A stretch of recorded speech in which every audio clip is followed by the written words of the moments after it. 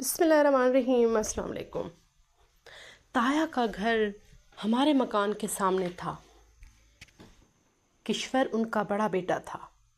وہ دادی سے ملنے ہمارے گھر آتا تھا۔ دادی بھی اس کا انتظار کرتی رہتی تھی۔ جس روز وہ نہ آتا بے چین ہو جاتی، نوکر کو بھیج کر اسے بلواتی، پھر ڈانٹتی کہ کیوں نہیں آئے۔ اس کا ہاتھ چومتی، باتیں کرتی، تب ہی اس کو تسلی ہو جاتی، جیسے بے قرار دل کو قرار آ گیا ہو۔ دادی کا بھی عجیب رشتہ تھا۔ انہوں نے بچپن میں ہم دونوں کو پالا تھا، تب ہی ہم سے ان کو بہت پیار تھا۔ وہ کشور کو بتائے کہ جب تم پیدا ہوئے سب سے پہلے میں نے تم کو گود میں لیا تھا۔ تم چھوٹے ہوتے اور ہماری ماں کام میں لگی ہوتی تو تم میری بازوؤں میں سو جاتے، پھر جب پاؤں پاؤں چلنے لگے میرے پیچھے لگے رہتے۔ میں تمہیں لوری سناتی اور جھولے میں سلاتی۔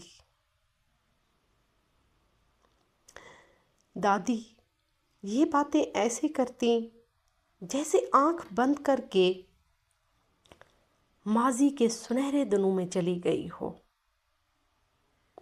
کشور ان کی بات سنتا، لیکن اس کا دھیان میری طرف رہتا۔ چونکہ ہم بچپن میں ساتھ کھیلے تھے، جب گھر میں ہم دو ہی بچے تھے۔ جب دادا فوت ہو گئے تو تایا کو سامنے والا مکان مل گیا اور وہ فیملی کے ساتھ وہاں چلے گئے، جبکہ ابا نے دادی کے ساتھ رہنا پسند کیا۔ کبھی دادی اپنے دل کی خواہش بیان کر دیتی، میں کشور کو رانی کا دولہا بناؤں گی۔ تبھی وہ کہتا، رانی دیکھو تو دادی کتنے سندر سپنے دیکھتی ہیں، ابھی تو ہم پڑھ رہے ہیں، شادی کب ہوگی؟ تم سے ہوگی، بتاؤ تو۔ میں کیا جانوں، اللہ کو پتہ ہے، میں جواب دیتی۔ میرا BA کا نتیجہ آ گیا تھا، کشور نے یونیورسٹی میں داخلہ لے لیا۔ میں نے بھی پڑھائی جاری رکھی۔ میری کشور سے دوستی تھی، لیکن میں یہ نہیں جانتی تھی کہ اس کی وجہ سے ہم ایک دن اپنی زندگی میں امید کی روشن دیے کو بجھاتا ہوا دیکھوں گی۔ میرے دل میں کشور کے لیے بہت جگہ تھی، لیکن اس کے دل میں میرے لیے کیا تھا مجھے نہیں پتا۔ جب میں 9ویں میں تھی تب سے ہی میرے دن اس نے مجھے بتایا کہ یہ چاہت کا جذبہ ہے۔ پاگل، تم مجھ سے پیار کرتی ہو۔ جس دن اس نے مجھے یہ بتایا تب سے اندر ایک احساس پلنے لگا تھا۔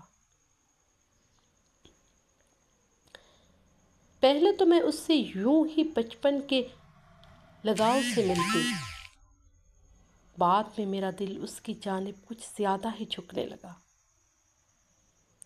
کتاب پڑھتی تو اس کی صورت دکھائی دینے لگتی، خواب میں بھی وہی نظر آتا۔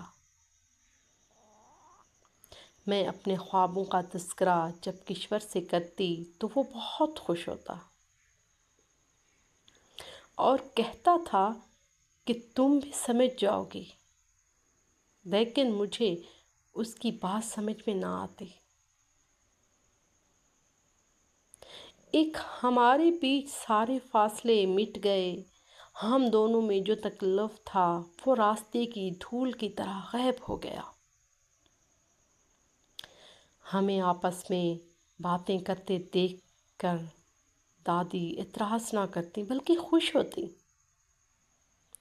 کہتی کہ میں اگر زندہ رہی تو دیکھ لینا کشور، رانی کو تیری دلہن بناؤں گی۔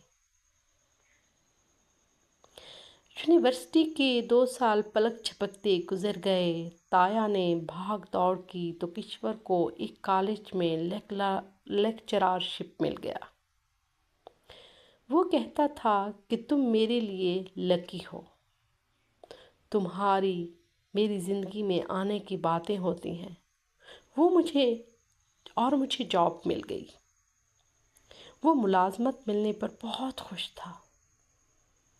صبح کو وہ کالج چلا جاتا اور میں یونیورسٹی، لیکن شام کو ہم ضرور ملتے اور ایک دوسرے کو روزمرہ کے حالات سے آگاہ کرتے۔ وقت سرکتا گیا اور ہمارے روزانہ کے ملنے اور باتیں کرنے کا سلسلہ چلتا گیا۔ وقت کے ساتھ ساتھ کشور کی محبت میرے دل میں بسیرا کرتی رہی۔ اب مجھے ایک پل بھی اس کے بغیر چین نہ آتا تھا۔ یونیورسٹی میں بھی دل نہ لگتا، کبھی کسی رشتہ داروں کے گھر جانا ہوتا تو وہاں بھی چپ بیٹھی رہتی، کسی سے بات نہ کرتی۔ میرا ہر پل صدیوں کے برابر گزرتا تھا۔ سبھی مجھے دیکھ کر پریشان ہوتے کہ اتنا ہنسنے بولنے والی لڑکی خاموش کیوں ہے؟ پھر اچانک ہی مجھ کو دنیا تبدیل ہوتی محسوس ہوئی۔ کشور مجھ سے دور دور رہنے لگا۔ پہلے وہ مجھ سے اتنی باتیں کرتا تھا اور اب سامنے آنے سے بھی کترانے لگا۔ شاید دادی نے بھی اس بات کو محسوس کر لیا۔ وہ ابا کے کان کھانے لگی کہ کشور برسر روزگار ہو گیا ہے، اب جلدی سے اس کے ساتھ رانی کی منگنی کر دو، ایسے کاموں میں دیر ٹھیک نہیں۔ لڑکے ہونہار ہوں تو بہر کی لڑکیاں ان کو لبھا لیتی ہیں۔ ابا کہتے کہ رانی کو ایم اے تو کر لینے دو، ابھی وقت پڑا ہے، کشور کہیں بھاگا تو نہیں جا رہا، گھر کی بات ہے، جلدی کیا ہے؟ لیکن دادی ٹھیک سوچتی تھی۔ کشور بدل رہا تھا۔ میں سوچ سوچ کر ہی رونے لگتی کہ وہ اب ہفتوں نہیں آتا تھا، مجھ سے بات نہیں کرتا تھا، پھر بھی اس کو فرق نہیں پڑتا تھا۔ جب اس کا سبب سمجھ میں نہ آتا، سوچ سوچ کر بلکان ہو جاتی۔ ہر وقت روتے رہنے سے سر میں درد رہنے لگا۔ سال بھر سر درد نے پیچھا نہ چھوڑا۔ نماز پڑھ کر دعا کرتی، سجدے میں روتی رہتی۔ کہتے ہیں اللہ تعالیٰ ہر وقت کی دعا کو کسی دن ضرور سن لیتا ہے۔ سدا شکر کہ میرے دل کو اس نے صبر دے دیا۔ اب میں روتی نہ تھی اور میرے سر میں درد بھی نہ ہوتا تھا۔ میں نے اپنا معاملہ اللہ پر چھوڑ دیا کہ وہ جو کرے گا بہتر ہوگا۔ میرے اس طرح سوچتے رہنے سے کیا ہوگا؟ اللہ تعالیٰ نے میری دعائیں سن لیں۔ ایک بار پھر میری زندگی میں بہار کسی اچھے موسم کی طرح خوشیوں کے پھول کھلانے آ گئی۔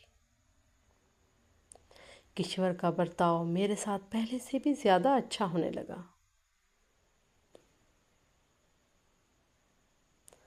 اب وہ بھی کبھی میرا ہاتھ بھی تھام لیا کرتا اور کبھی قریب بیٹھ کر پیار سے کہتا کہ گھبرایا نہ کرو، تم میری ہی امانت ہو۔ اس بات پر میں شرما جاتی تھی، لیکن یہ سب مجھے بہت اچھا لگتا تھا۔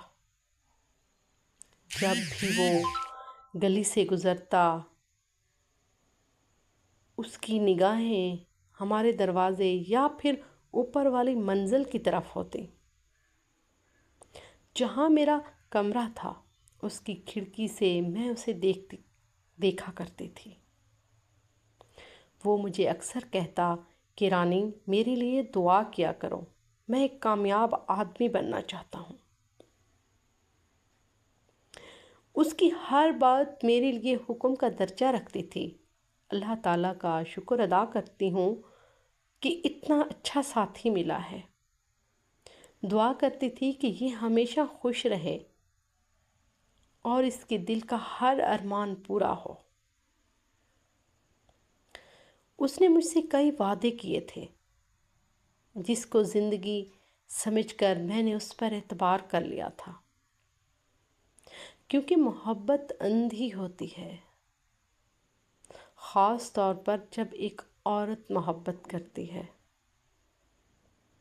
تو وہ دل و جان بھی نچھاور کر دیتی ہے۔ میں نے بھی کشور کو اپنی زندگی سے بڑھ کر اہمیت دی اور چاہا تھا۔ وقت کا کانٹا گول چکر میں گھومتا رہا۔ میں یقین کی مسرتوں میں کھوئی ہوئی تھی، لیکن دن پہلے جیسے نہیں تھے۔ تب بھی حالات میری سوچوں کے مقابل آ گئے۔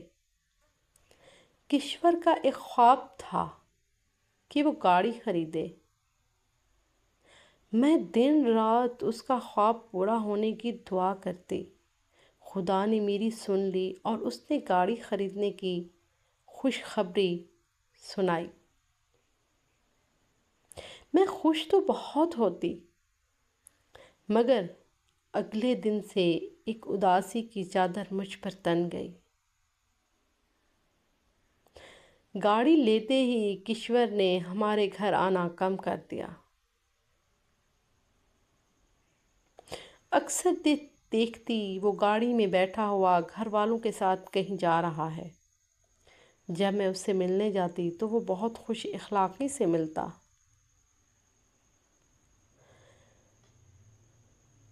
لیکن پھر اگلے ہی لمحے کہتا، مجھے کہیں جانا ہے، کوئی ضروری کام ہے، واپس آ کر تم سے بات کروں گا۔